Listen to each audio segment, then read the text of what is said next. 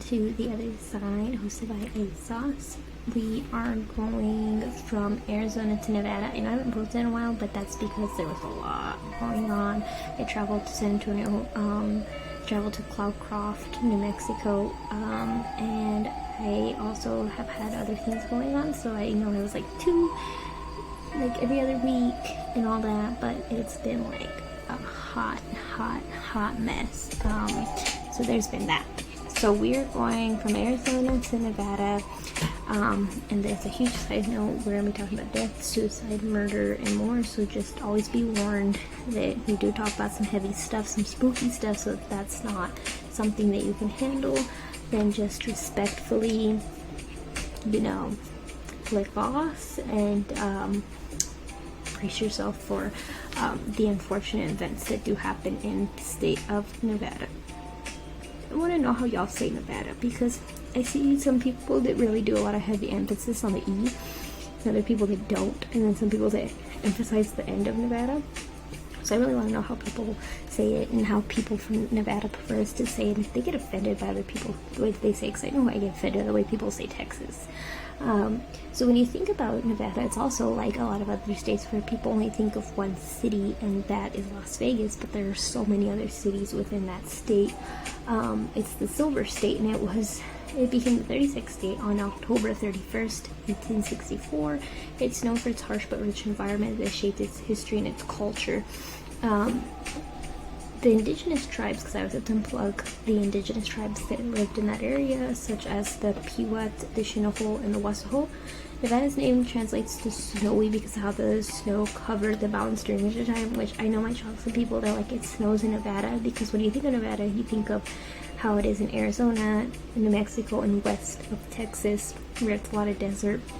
It's really dry out there. It's a dry heat, but they do get snow just like we do in El Paso. I mean, even New Mexico gets snow. I mean, it's not that shocking. We get snow out here. People are just like, what? So, before we get into the spooky side, I want to say that when I was doing my research, Las Vegas was not actually the first thing that popped up. There was a lot of cities that came first, and then Las Vegas was last. So that was really nice to see. So we're going to start off in June, Nevada, and we're going to start at Whiskey Pete's Hotel and Casino, which is haunted by the original owner who watches over the casino. The hotel is home to Bonnie and Clyde's death car. Next, we're going to go into Boulder City, Nevada. So Nevada is right there outside of Las Vegas, and then you have Boulder City, Nevada right next to it. And in Boulder City, Nevada, you got Boulder's Dam Hotel that was constructed in 1933 to accommodate visitors to the Hoover Dam, and built in the shape of a U, but was turned into an H shape. Boulder Dam Hotel is known for many ghosts, with visitors reporting ghostly activities such as hands on their shoulders, hands coming through the floor, and someone grabbing their ankle. A former employee is reported to hear laughter, talking, and music emanating from the ballroom and restaurant, which were closed at the time. When you go down into the basement, the elevator will open and close on its own for no apparent reason. One hotel guest reported a heaviness while exploring the lobby, and it made them feel very unwelcome. One ghost is known as Tommy Thompson, the night clerk. When you go into room 209 and room 219, they have the most reported activities throughout the entire hotel. So if you go visit that hotel, those are the two rooms you gotta look at. Now we're gonna make our way up to Las Vegas. So with Las Vegas, we are going to only do 3, but there's so many more haunted places in Las Vegas because it has such a rich history. It's known for mobsters, it's known for gangs, it's known for all of its gambling, it's known for its entertainment value. So we're only going to stick to 3. So this is not that long and torturous. So Las Vegas Academy of the Arts is a magnet school with a legacy that dates to 1931 when it was Las Vegas High School, the first in the city.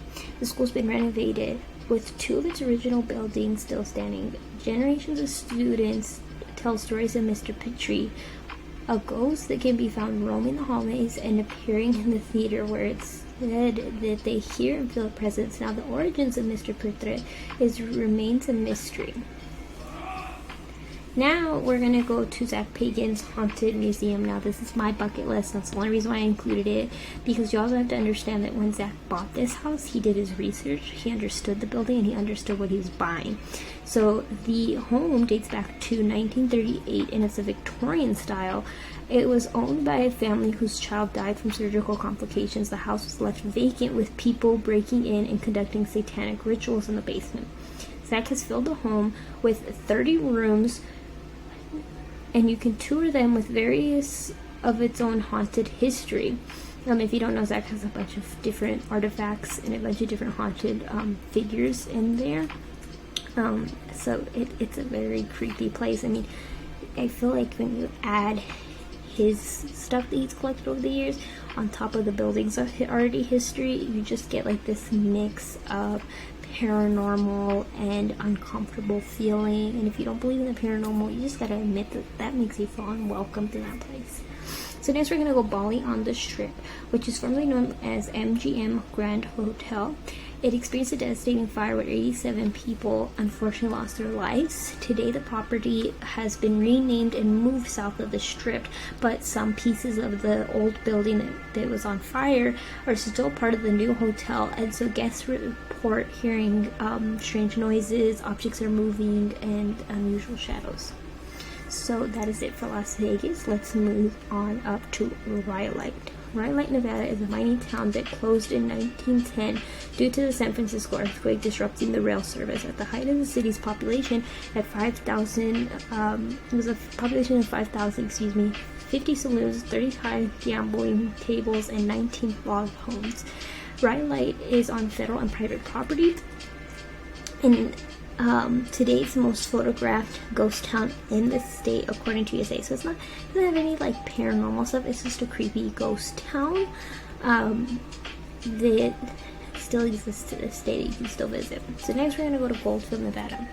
Goldfield Hotel opened in 1902 after a large gold deposit were found, leaving thousands of people flocking to the area. Goldfield Hotel was known as a lavish hotel in the wealthiest boomtown, but with paranormal investigators, it's now known as the scariest place on earth. So this place used to go from wealthy, lavish, it was a place to be at, and then because of the ghost tours and the ghost investigations, the place has kind of had its reputation tarnished, which if you notice whenever I do these, it's like I talk about a lot of hotels, and a lot of hotels actually don't want to embrace their ghostly past, because to them it ruins their reputation and it ruins their integrity as a hotel, because then people are only thinking about their murders and the other stuff that has happened in their hotel. So that's why they always try their best to avoid those type of conversations. So Goldfield Hotel is really known for the incident that happened in room 109. Now, if you don't know the story about Elizabeth, room 109 is the most famous room because the incident that happened with Elizabeth, who was George Wingfield's mistress. He wanted to hide this pregnancy. He knew that this was going to destroy his marriage, so he paid her to stay away. But then he noticed that the exposure was not good for him, so he chained her to the radiator of the room, and she was left there throughout her pregnancy, chained, crying for hours on end, and begging to be released. The theory goes is that she died giving birth, and the baby was thrown into a mine shaft beneath the hotel. Many claim to see Elizabeth's apparition and hear her cries. So that is an unfortunate event, and that is probably the most famous incident that happened at this hotel. But there are other ghosts, such as a woman who hung herself, a man who jumped to his death on the roof, and a ghost known as a stabber who randomly attacks people who cross the threshold with a large knife. So that's it for Goldfield, Nevada. We're going to move to Tonopah, Nevada. I practiced that one so many times. I've recorded this like 5 times. I still can't say it. Tonopah existed in 1900, and it was producing silver and gold that brought thousands of people to the mines. Tonopah Hotel was built in 1907. Directly behind the building is a 100-acre historic mine park and shaft. Tonopah Hotel is popularly known for its prostitute known as the Lady in the Red, who touches men's hair, rubs against them. The Lady in Red has also been seen speaking to a minor ghost. Room 504 is the Lady in Red's room with much activity recorded. The hotel is plagued by sounds of kids running, and they turn the third floor into a playground, laughing and running up and down the halls. Guests will find no one there after wanting to confront them. The basement has 2 male resident ghosts. The guess is one of them is a victim of the case, while the other is believed to be murdered. So next we're going to move to Silver City, Nevada. So Yellow Jacket mine fire in 1839 killed over 35 miners and not all the bodies were recovered. It is believed that only 11 miners stayed behind. So people go and visit these mines to pay their respects to those 35 miners. But also you have to remember that not all the bodies were found, unfortunately. So next we're going to move to Virginia City, Nevada. The Silver Queen Hotel was built in 1876. It's located in the heart of the main street. The main level features an 1870 saloon. The hotel has seen fires and murders throughout the years. The Silver Queen Hotel is known for room 11 that is haunted by a woman named Rosie who committed suicide. While the hotel is all carpet, guests report hearing loud steps on wood floors. The Piper's Opera House will be the next location we go to in Virginia City, Nevada. It was built in the 1800s to attract famous stars, but once the town's population dwindled, the Opera House tried to survive until it was condemned in 1920, and it was left vacant for decades. The Piper's Opera House has a man with a handlebar mustache and a lady in a blue dress. They do have ghost tours of the Opera House, and I definitely recommend you check that out. So next we're going to move to the old Wasu Club in Virginia City, Nevada. It began as a bar for wealthy men. Ghosts of the building include a teenage girl who was killed in the basement. On the third floor, the ghost of a blonde prostitute. And on the second floor is the ghost of a prostitute killer who died of suicide. On the spiral staircase, ghosts have been seen going up and down. The last place we're going to go to in Virginia City, Nevada is going to be McKay Mansion, which was built in 1859, and it was sold to the fourth silver king, John Mackey. Today, the manor stands as a lavish building by today's standards. Mackey Manor has resident ghosts that hang on the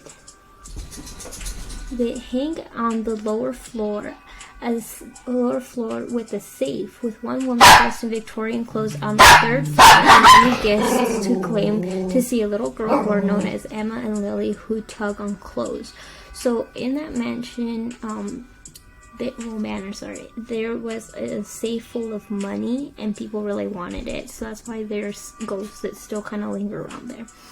Alright, so the last place we're going to go to is Carson City, Nevada. The governor's mansion was the first occupied by Governor Dixon's family in 1909.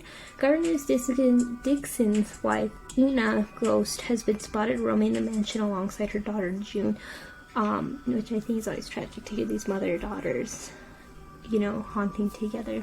So that was a quick trip to Nevada. I'm praying that I can get another video out this week and take you all to Southern California. From Southern California, we'll go like middle California, and then we'll go to the northern part of California. So California is going to be 3 parts. Nevada was only 1, because I feel like some of these places you can just visit really quick, briefly.